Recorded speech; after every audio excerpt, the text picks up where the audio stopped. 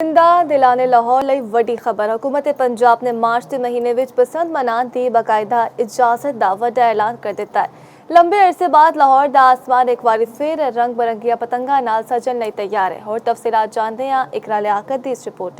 लाहौर के आसमान उत्ते एक बारी फिर रंगां दा मेला सजन हुए। हुकूमत पंजाब वालों 12, 13 ते 14 मार्च नूं बसंत दे ऐलान तो बाद पतंगबाजी के शौकीन अफराद ते कारीगरां विच खुशी दी लहर दौड़ गई है।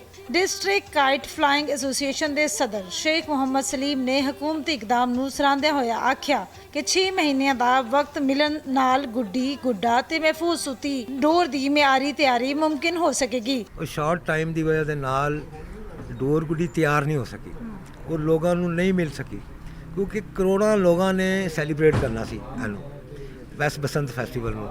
ओवरसीज़ ने भी आना सी बाहरों तो हर किसी को गुड्डी डोर चाहिए गुड्डी डोर क्योंकि गुड्डी डोर की वजह से नाल ही बसंत जड़ा फैसटीवल इस साल की जी 2027 की बसंत भी मौजी वेख रहे हैं जिस तरह पहले बसंत बल्कि अब ज़्यादा तरक्की वाली बसंत होएगी। ये मैन्युफैक्चरिंग जोड़े ने जोड़े लोग हाथों नाल गुड्डियाँ बनाते हैं उन्होंने भी बड़ा चांस दिता जाएगा कि वो अपना काम जड़ा ना स्पीडली काम करन।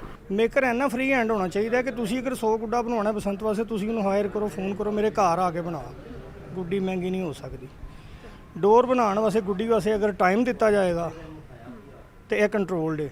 वेले सिर इजाजत मिलन नाल इस बार महफूज ते पुरअमन बसंत की उम्मीद की जा रही है। इकरा लियाकत चौपाल लाहौर।